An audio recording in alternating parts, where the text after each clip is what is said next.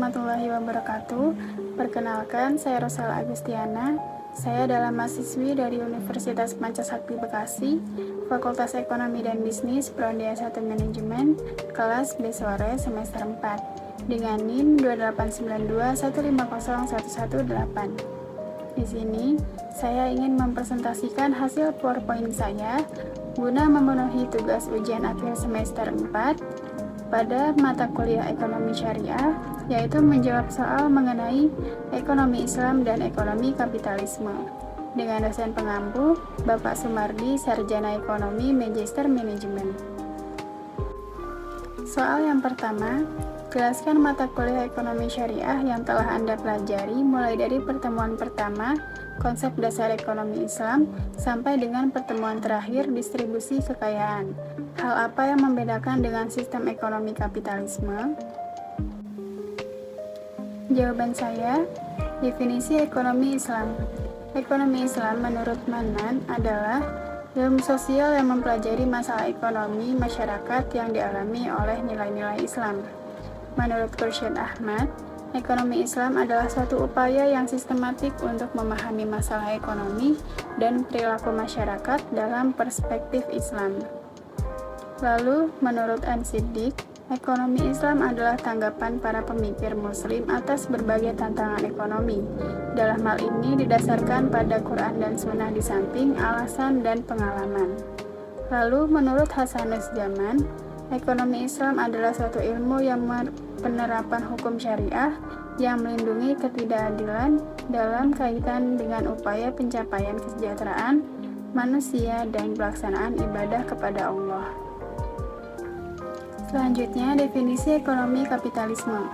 Milton Huspencher 1990 mendefinisikan bahwa ekonomi kapitalis merupakan sistem ekonomi yang mempunyai karakteristik adanya hak milik individu atas berbagai alat produksi dan distribusi yang berperan untuk mendapatkan keuntungan dalam bisnis yang kompetitif. Menurut Adam Smith 1776, kapitalisme ini ada untuk mendukung perekonomian yang baik, di mana suatu individu mempunyai peran dalam mesejahterakan suatu bangsa. Dengan demikian, pihak tersebut akan menjadi tokoh yang dipandang. Hal ini disebabkan karena kepemilikannya atas alat produksi, pendistribusian, hingga pengelolaan laba atau keuntungan. Perbedaan ekonomi Islam dan kapitalisme. Yang pertama, dari karakteristik ekonomi Islam. Ekonomi Islam merupakan sistem ekonomi ketuhanan, sebab semua aktivitas perekonomiannya berlandaskan Al-Quran dan Hadis, Ijma dan Qiyas. Sedangkan ekonomi kapitalisme tidak adanya nilai-nilai ketuhanan dalam menjalankan aktivitas perekonomiannya. Pembeda selanjutnya, ekonomi Islam baik dari kegiatan produksi, distribusi, serta konsumsi, sangat menjunjung tinggi etika dan umat muslim tidak bebas dalam mengerjakan yang hanya diinginkan ataupun untung saja. Sebab terdapat akhlak dan hukum-hukum syariat yang harus diaplikasikan dari setiap aktivitas ekonomi. Sedangkan dalam ekonomi kapitalisme, semua individu diberikan kebebasan dalam perekonomian dan hanya mementingkan keuntungan pribadi saja. Lalu, ekonomi Islam merupakan ekonomi pertengahan ataupun seimbang atau tawazun, yang dimana antara dunia dan akhirat berimbang, atau kedua aspek tersebut mempunyai haknya masing-masing secara adil, tidak berlebih atau kekurangan. Sedangkan konsep kapitalisme hanya mementingkan aspek dunia saja. Selanjutnya, hak terhadap harta. Prinsip utama dalam ekonomi Islam adalah memberikan hak dasar kepada individu dengan cara tidak mengganggu keseimbangan distribusi kekayaan. Kekayaan harta merupakan titipan Allah kepada manusia. Jika seorang muslim memiliki harta digunakan secara terikat oleh hukum dan acuannya terhadap syariat Islam atau syara, maka tidak bebas pengelolaannya secara mutlak. Islam memperbolehkan hak atas pribadi, akan tetapi harus didistribusikan kepada orang lain yang berhak menerimanya, sehingga dapat bermanfaat bagi orang lain. Dari Murlan 2011. Sedangkan hak harta secara fungsi-fungsi ekonominya yang perspektif kapitalisme adalah bahwa manusia dianggap memiliki hak milik yang mutlak atas alam semesta. Oleh karena itu, Mereka bebas menggunakan sesuai kepentingannya. Implikasinya adalah bahwa gejolak sosial dan ekonomi dalam perkembangan perekonomiannya. Selanjutnya, jaminan sosial telah menjadi tanggung jawab negara untuk memenuhi dan menjamin kebutuhan seluruh lapisan masyarakatnya yang sesuai dengan prinsip hak untuk hidup. Karena dalam ekonomi Islam, setiap individu mempunyai hak untuk hidup, hak aktivitas perekonomian, serta setiap masyarakat dijamin telah memperoleh keuntungan dengan tujuan mencapai kemaslahatan bersama.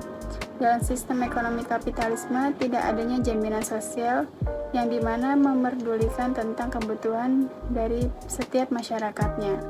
Akan tetapi, hanya segelintir masyarakat yang tidak memenuhi kebutuhan untuk hak hidupnya, dikarenakan hanya kelas hartawan atau masyarakat menengah ke atas di mana perekonomian lebih tinggi dapat memenuhi kebutuhan hidupnya.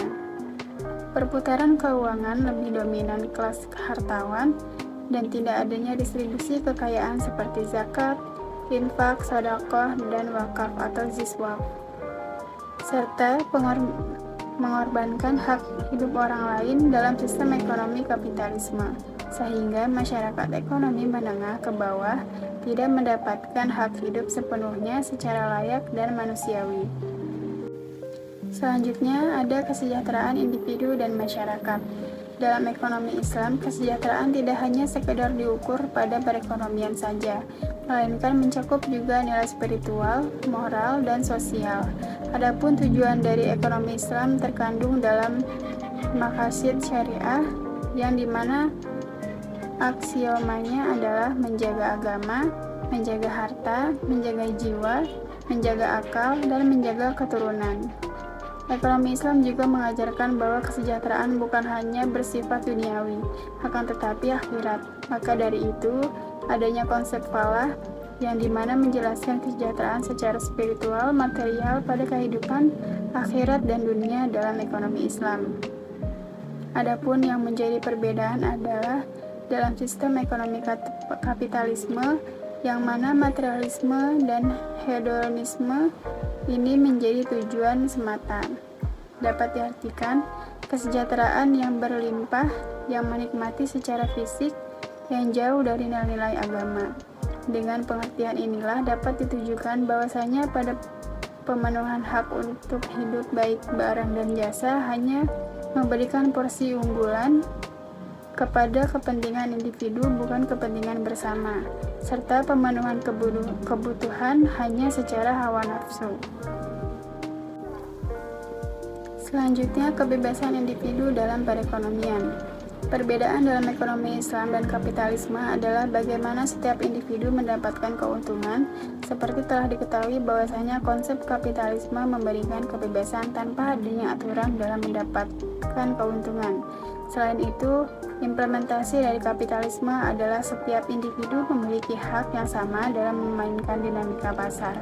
Adapun campur tangan pemerintah dalam kapitalisme sangatlah terbatas, walaupun ketika ada gejolak ekonomi dalam kapitalisme, pemerintah masih dapat mengintervensi pasar. Implikasi dari kebebasan mutlak individu serta sedikitnya peranan pemerintah dalam pasar dapat memunculkan persaingan yang tidak sehat seperti judi, bunga, monopoli bisnis, dan lain-lain. Dari itulah dapat ditelaah bahwasanya dalam kapitalisme tidak adanya etika dalam berbisnis yang memperhatikan kesejahteraan orang lain dan hanya mementingkan diri sendiri, sehingga memperlebar kesenjangan perekonomian. Dalam kapitalisme juga terjadi eksploitasi manusia yang dimana untuk mendapatkan keuntungan yang sebesar-besarnya. Adapun dalam ekonomi Islam, memperhatikan nilai-nilai yang tercantum dalam Al-Quran dan hadis, kegiatan seperti judi, bunga, ataupun riba, transaksi spekulatif, penimbangan barang, dan lain-lain dilarang dalam melakukan transaksi bisnis, sebab sangat memperhatikan etika dalam berbisnis. Selain itu, konsep ekonomi Islam juga menjunjung tinggi persaingan bisnis yang sangat sehat tanpa menjatuhkan orang lain. Oleh karena itu, jika ekonomi Islam diimplementasikan dengan baik dan benar, maka akan terciptanya keadilan, keseimbangan, kesejahteraan, dan lain-lain dalam perekonomian. Maka dari itu, ekonomi Islam merupakan sistem ekonomi alternatif yang sangat menjunjung tinggi moral dalam ekonomi. Selanjutnya, distribusi kekayaan. Secara meluas adanya ekonomi zakat, infak, sedekah, dan wakaf atau ziswaf merupakan distribusi kekayaan yang ada dalam sistem ekonomi Islam. Dalam ekonomi Islam, setiap individu dilarang mengumpulkan harta yang banyak tanpa mendistribusikan kekayaan tersebut kepada orang lain. Sebab dalam ekonomi Islam mengajarkan keadilan, kebersamaan, dan keseimbangan agar kesejahteraan semua lapisan masyarakat lebih merata dan meningkat. Berbeda dengan ekonomi kapitalisme, yang dimana modal merupakan sumber kebebasan dan sumber untuk memproduksi. Individu yang mempunyai modal lebih besar akan menikmati hak hidup dan kebebasan yang lebih baik, serta hasil yang lebih besar.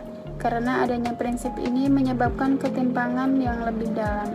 Pemberian manfaat distribusi dan produksi dalam ekonomi kapitalis hanya pada kelompok yang mempunyai modal yang besar saja, serta individu yang mempunyai modal lebih besar akan mempunyai kesempatan kebutuhan hidupnya lebih baik. Selanjutnya, soal yang kedua. Dalam pengembangan kepemilikan, ada yang dihalalkan dan ada yang diharamkan menurut ekonomi Islam. Salah satunya adalah perseroan atau syirkah, yang bermakna transaksi dua orang atau lebih, yang kedua belah pihak sepakat untuk melakukan kerja dan bertujuan untuk mendapatkan keuntungan. Menurut ekonomi Islam, perseroan atau syirkah yang berbentuk firma, perseroan terbatas, koperasi, asuransi, bursa saham termasuk pengembangan kepemilikan yang diharamkan. Mengapa diharamkan? Bagaimana pendapat Anda terhadap hal tersebut?